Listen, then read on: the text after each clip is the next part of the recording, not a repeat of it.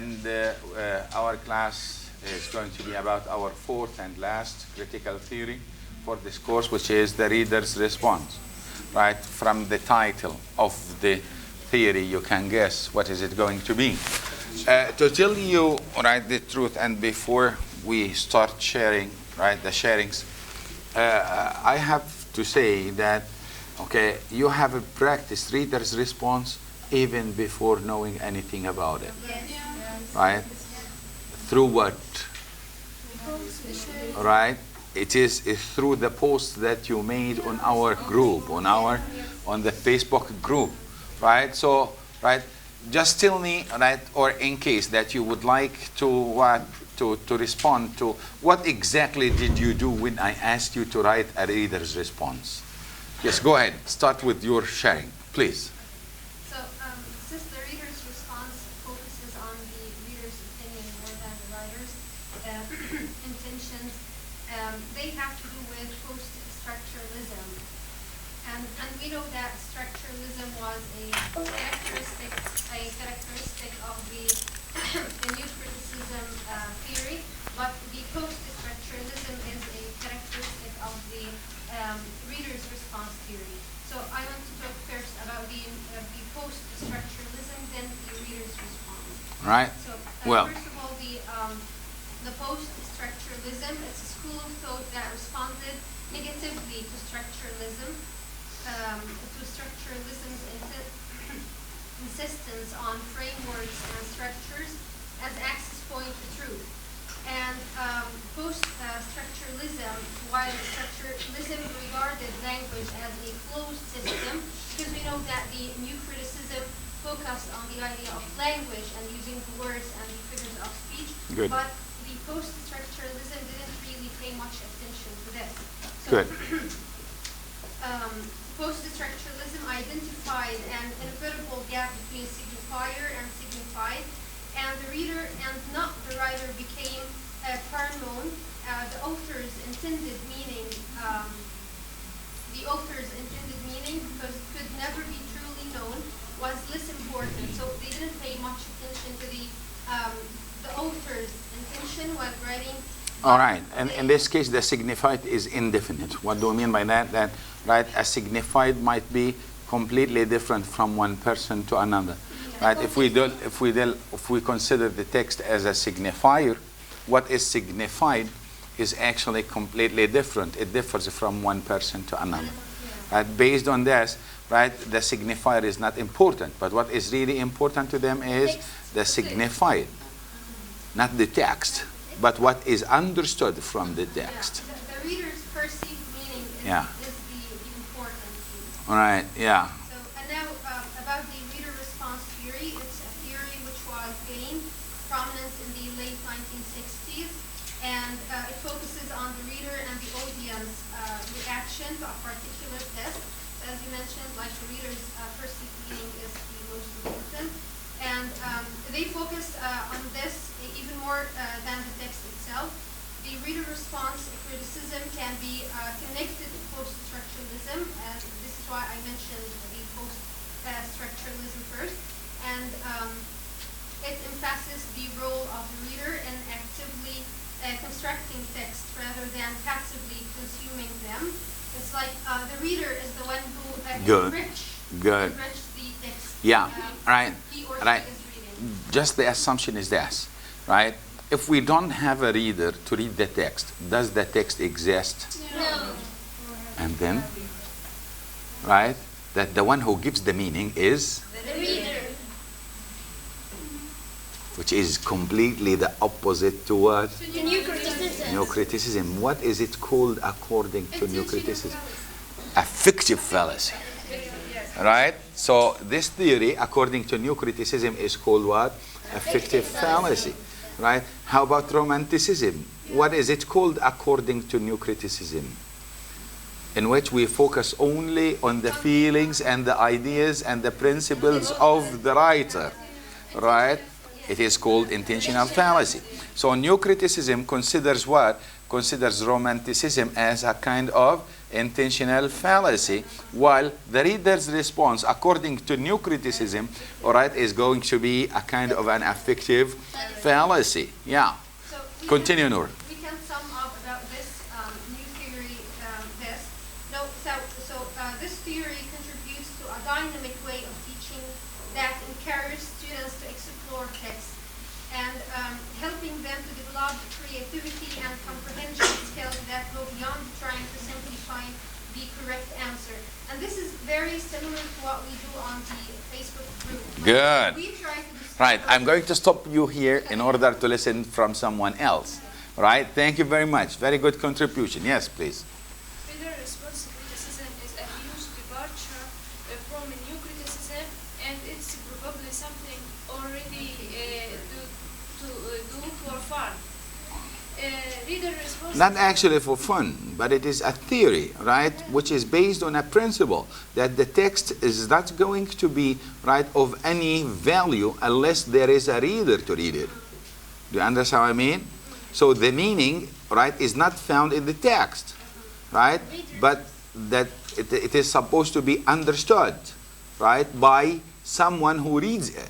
And without the reader, right, we don't have a text. And we said, as we said, in any reading process, we have, right, three, right, things, right? What are the three items that determine the reading process? Right? The writer, the text, and the reader, right? And therefore, we can say that the text is the most important according to new criticism, not the writer and not the reader. The reader's response, they are saying the opposite. If we don't have the reader, the text is useless. Because the text itself, right, is of no meaning unless there is someone, right, to give it to meaning, right, to make this signifier to become a signified. Yes. Reader response is a school of literary criticism that ignores both the author and the text contents, confining analysis to the reader's experience when reading a particular work. Its focus on the reader himself and their experience of a literary work, in contrast to other schools and theories that focus attention primarily on the other or the content and form of the work.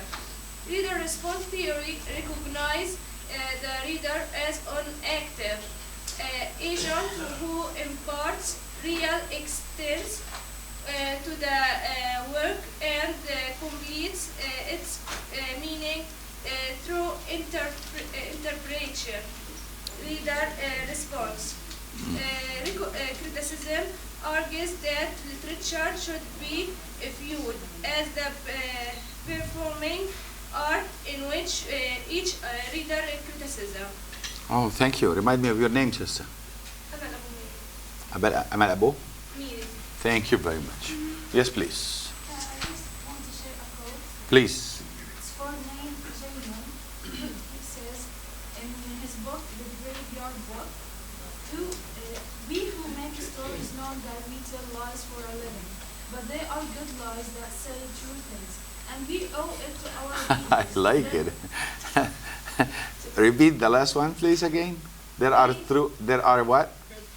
Right, good lies that tell the truth. That say true things. Right. And we owe it to our readers to build them as best as we can. Because somewhere out there is someone who grew up with a different land space, who without that story will be a different person.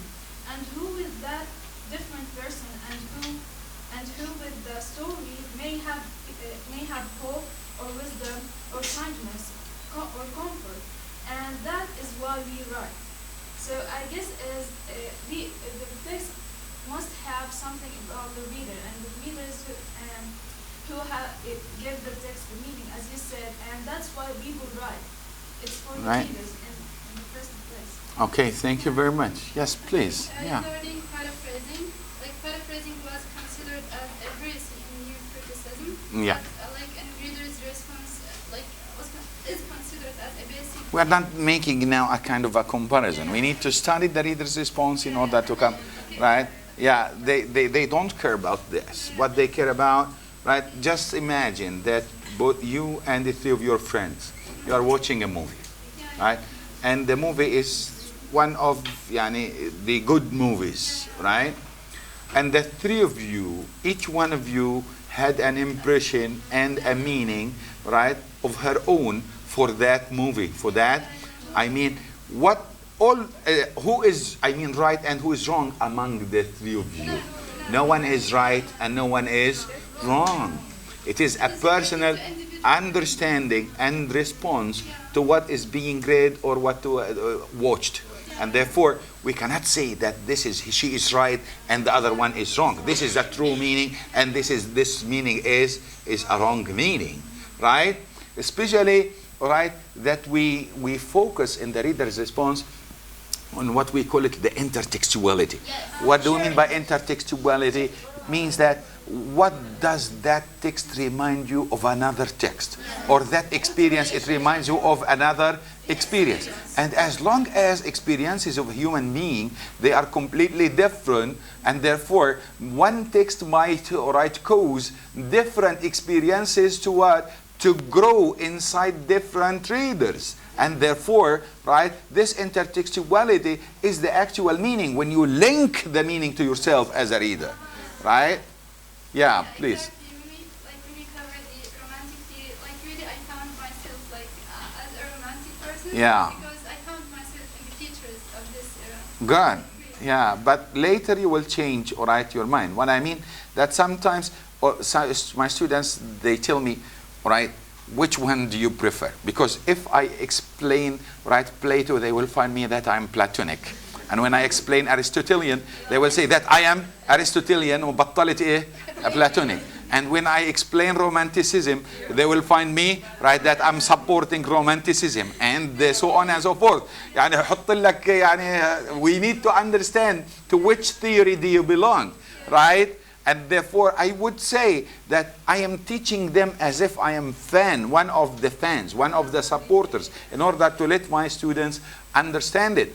But actually, each one is having his own opinions, his own schools that he would like to follow. But it doesn't mean that I am not romantic, or I am not a new critic, or I am not a reader in supporting the reader's response. All right, I might have an opinion that, right, might combine all of them together. Right? Yeah. Yes, you wanted to say something. Yes, please, start here. Yeah. Stop. Okay, fine. Reader's response, it depends on the reader's itself. Mm. And the reader's response sheds the lights on the experience, the feelings, and the intention of the reader. So the methodology of the reader's response, it contains some features like intertextuality, like the interrelationship between the text and how the author is influenced by the other religions or cultures or philosophers. Also, reader's response, it contains the personal opinions of the reader and what he feels when he reads this text, and what is the meaning of the text according Right. to Which him. one do you think is better? This one or Romanticism, for I example? can say that this better and this worse. How about your attitude, your reader's response of a new criticism? What is your reader's response to new criticism? It is a reader's response. Yeah, tell me about your opinion. I can't read the text without the feelings of mine. Mine is what? Writer or a reader? A reader. Right. So I didn't prefer all the methodology of the new criticism to accept or to expel the readers themselves. But according to reader's response, I love it or I prefer it because I put my own experience, my own feelings. I talk about myself. I don't talk about the text. Yes. And reader's response, all right, the writer or the critic talks about himself, much more talks about what? About the text itself, right? Well, fine. So now you have an idea, right, what we are going to study. So we need to understand what is the theoretical background. Do they have, right, theoretical bases that are solid enough to build, right, a theory upon? So we will see what is it. What are the theoretical assumptions of the reader's response theory? on what, right, theoretical basis? There is no unified theoretical approach for textual analysis. What we say that you cannot analyze a certain text according to a certain theory or according to one theory, and you say this right analysis is complete and comprehensive. Right? We cannot assume, right, again, that one text can be analyzed, right, by what? One theory. One theory is not enough to explain one text. One text. But it can be explained, right, differently by according to many theories, and it will not give the whole comprehensive meaning of that text. For example, we studied one poem and we analyzed it according to two different theories, right? We cannot say that theory is, right, has, given the whole meaning. When we talked about it from a romantic point of view, we thought for a minute that it reflects, right, all the romantic features and meaning of the poem. But when we studied it from a different perspective, we discovered that many things are not what talked about yet. And we are going to study the same text from a reader's response as well, in order to show how we can read one text from three different perspectives, right? So those who would like to make a presentation, start what? Preparing yourself for what? The daffodils again. But it doesn't mean that it's going to be our own application. We are going to have another application as we did with My Last Duchess. But we will apply on what? On the daffodils again, but this time from what? From a reader's response after we know the methodology. So as a student, you will have only one text, and upon which you say this, right? This analyzed from a romantic point of view. The same text is analyzed from new criticism point of view, and in order to show you the difference in the methodology, we have to apply it on one text in order to make it as clear as possible to every student. So what is the first assumption which I agree with, right? Okay, I do remember, all right, a statement, right, for, right, this is intertextuality, right? This is what I'm talking about. Something is reminding me of something else. For Abbas Mahmoud al-Aqad, right? Right, in one of his famous essays, right, لماذا هويت القراءة, he talks about, right, that one idea, right, the same idea, if it has been taken and written about by 10 writers, we will have 10 ideas, 10 different ideas. We have 10 different ideas, right? And this is what I'm saying, that a text, if we analyze it according to 10 different critical theories, we will have completely different what, right, ideas as well as texts, I would call it. 10 different texts, because everyone says something different from the other, right? And here is the point, that we cannot assume that there is a unified theoretical approach, that one, right, a critical theory, one critical theory in order to what? In order to analyze a text. In order to analyze a text. And I agree with that. Me personally, I agree with that. Right? We cannot attain all the meaning of a certain text by one theory. Right? We have to, right, use more than one theory in order to grab the whole meaning. So do you understand? This is the first assumption, right? This is the basis that they started to what? To think differently from what? From a new criticism. If you tell me that we can only depend on the text and the text only and it will give the meaning, no, this is wrong. We cannot depend on the text because the text is not going to give us the whole meaning, because you are ignoring two important other elements in the reading process, which is the writer and the reader. How can you tell me that, all right, the text is going to be, right, everything, and you have to assume the death of the author, or to assume that the text is authorless and it doesn't, the death of the reader as well. Yallah. Right? Okay? You cannot assume the death of the author and the death of what? Of the reader. Right? because they are two basic elements of any reading process, right? Well, the textual analysis must consider both the reader and the text. Why? Because the relationship, right, of understanding is a transactional relationship, right? Okay.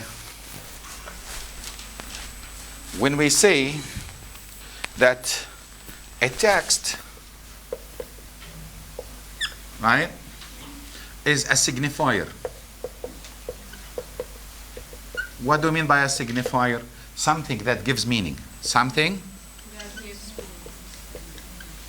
indicates meaning. Right? This meaning is useless unless there is someone to grab it. Do you understand what I mean? Yes. So any signifier must have a signified,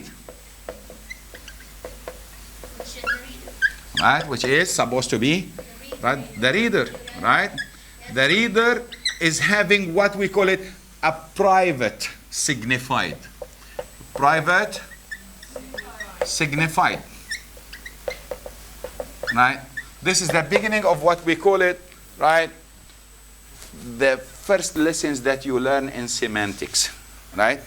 That anything, right, when they started studying the science of meaning, they said, right, starting with Plato and Aristotle, right, that the language itself, there is a kind of a relationship between what is said and what is meant, what is understood, right? What is meant is completely different from what is understood, sister. Right? I say something and I mean something, but it was understood differently. Do you understand what I mean?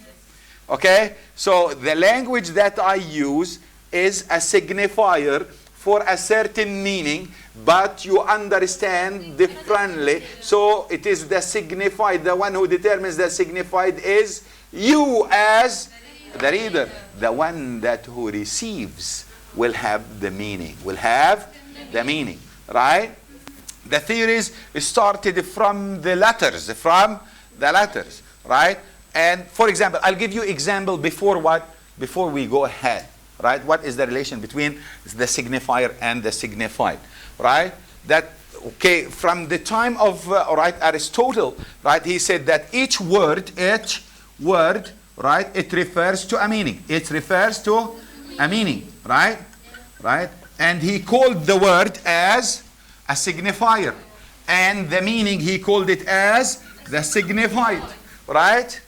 Okay? And the relationship between the signifier and the signified is a direct relationship. This is what Aristotle said, right? That the relationship is a direct. Once I tell you a chair, what comes to your mind?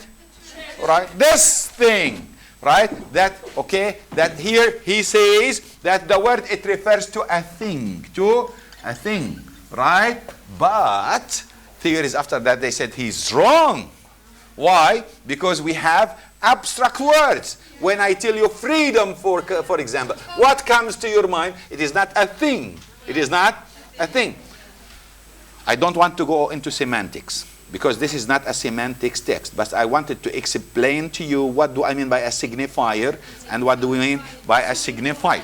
So each signifier, it refers to a certain signified. Who determines the signified? Right, it is the reader. Because that the relationship between what is said and what is meant is actually, right, not definite, right? Okay, some people, they said that it has psychological associations. A psychological association. What do you mean by psychological associations? Psychological linking. When I say a word, someone might cry and someone might laugh by saying the same word, right? Okay, when I tell someone, okay, قول يا غنيمة مثلا, right?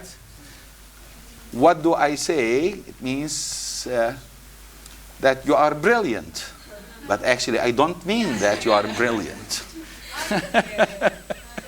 Do you understand what I mean? I mean, I'm not talking about the irony, but what is said and what is meant and how it is understood. لو كان ذكي حيعرف اني انا بسخر، ولكن لو كان ماسح اوكي راح يقول. Do you understand what I mean? Well, fine. So we have three important things that we have to consider, but the most important one, who determines the signified, is the perceiver. Is the perceiver. What do I mean by the perceiver? The one who comprehends. The one who comprehends. And who is, what's the meaning of comprehend? Understand. The one who comprehends. And who comprehends in the reading process? The reader. Good. Right?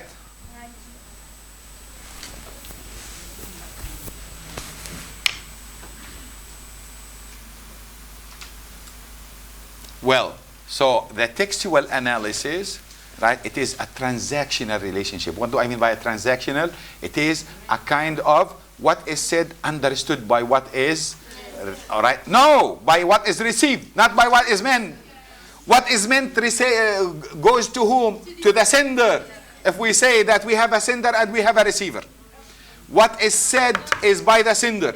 And what is meant is by, but what is understood is by the perceiver, by the receiver, right? What is meant is what. لما اجي اقول بكلمة طيبة، اوكي، لو سمحت انت يا استاذ ما تجيش على ايش؟ هذا لانه افضل لك انت مريض. انا هيك قصدي، اجي اقول لطالب مثلا طالب مريض اقول له افضل لك لو سمحت انت ايش؟ ما تجيش على المحاضرات.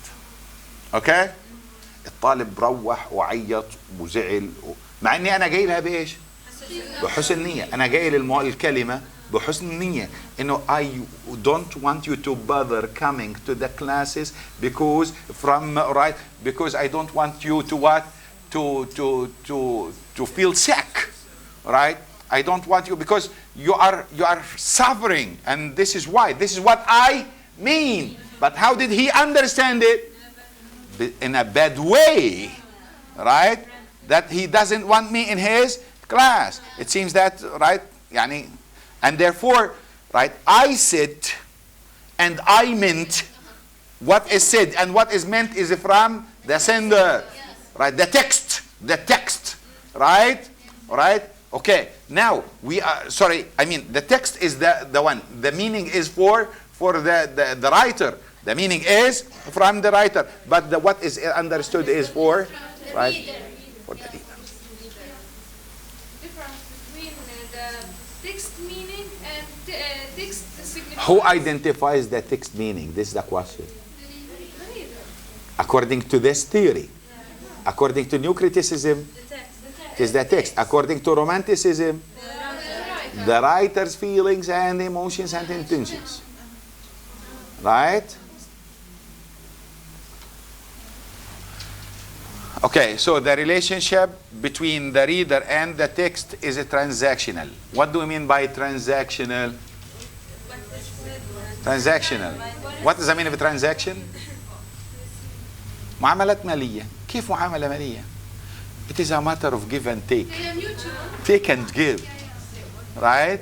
The text gives and who takes is the reader. But what he takes is not necessarily what is being given. It is a kind of what? A matter of give and take. Right? Okay, I take what I want, right? But it is not necessarily what you feel or you mean that you are giving it to me. Right? It is a kind of, I mean, what we call it a transactional relationship, a kind of communication between, right, the text and the reader. The text says something, but I understand it else.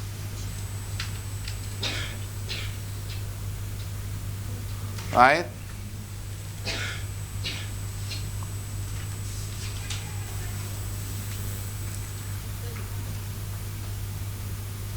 What I do remember something like this, all right, one day in the course of the 20th century, I gave them, right, the students, a play for Samuel Pickett. It's called Waiting for Godot. Waiting for Godot. And it is, this text is from the Absurd Theater.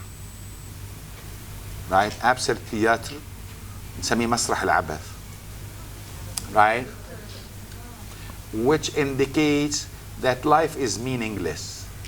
Right? We are born to die and to suffer and die. Right? This is the theory of behind of absurdism. The theory of absurdism. And their own writings comes around this idea, right? That our existence is insignificant, is meaningless. Our life as a human beings is, we are leading a life of suffering, and we will die and no one is going to know about us, right? This is what they think, right? So while I'm giving this, right, what I was surprised that the students, right, okay, comprehend it completely differently in a positive way, although that the idea is a negative idea, right? A frustrating idea, right? So I do remember one of the male students, right, told me, right after we finished, I told him, what do you think of after we finished the whole thing, right? What do you think of the play? He said, okay, the only thing that I learned, right, that what has been said by Allah is completely true. أَحَسِبْتُمْ أَنْ خَلَقْنَاكُمْ عَبَثًا وَأَنَّكُمْ إِلَيْنَا. So what is said is completely wiped out, right, by a different understanding. Do you understand what I mean? Right? And this is good. This is really correct. Right? That we are not actually, right, created in an absurd manner, but for something much more than that. Right? So, and this is what I mean, that the relationship is what? A relationship. Yeah, you give, but I take what I want. Right? You give what you want, and I take what I want. So a relationship is a transactional relationship. It is a matter of give and take. Well, فاهمين يلي وراه؟ صلوا على النبي اصحوا. Well, so meaning emerges by active involvement of the reader into the reading process. And this is what we have been trying to say from the first beginning of this class. That appears, the meaning appears only if there is a kind of involvement, attachment, a kind of communication, right? With what? With the text, with the reader with the text, the reader with the text. But if there is no reader, but there is no meaning. There is no meaning, right?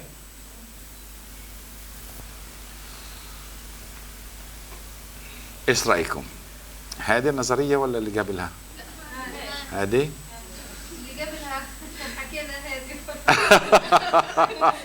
تتذكر ها؟ ولو نستمر على طول راح تضلكم تقولوا هذه right? Yeah. نعم. This is what you think, but if we are going to have enough time to study another one, you will say this is هي الأفضل, right? Okay. Right. Well, so do you understand the third point? Okay, let's come to the fourth point. There is a difference between the text meaning and the text significance. As I told you, right? There is a difference between the text meaning and the text significance. Significance here, right, means importance. Not the significance signified, but significance here means importance. All right, let's say, right, that the text, right, has a meaning, and the meaning is good. But to me, as a reader, it's not important. This is not what I care about. Do you understand what I mean? Okay, فيلمك حلو بس it's not my type. Do you understand what I mean? It's not my, what do I mean by it's not my type? Right? Yeah, it is. Yeah, it is meaningful, but it is not important. It's not to whom? To the reader. Right? Now, which one is more important? The meaning or the importance? Important. Yeah, it is not necessarily if it is meaningful to be important. Yeah, a text might be meaningful, but it is not necessarily to be important to the reader. So reader's response, they don't care about the meaning, they care about the importance of the text to whom? To the reader. To the reader. Did you get the point? Yes. This is the difference between, all right, the text meaning and the text significance. Yeah, it is meaningful, but I don't find myself, right, in that text, right? Another text might be more important to me than the one that you think it is important. It is important to you, but not to me, right? I find another text more important than it, all right? Okay? Yeah. So what is the focus? What is the point? The point there that the reader's response, they don't care about The meaning. the text meaning. The text meaning. They care about the text significance. The text significance. How important it is to whom? To the reader. Right? To whom? Right? Not to the writer, but to the reader. We are going to stop here, right, today, and we continue next time, inshallah.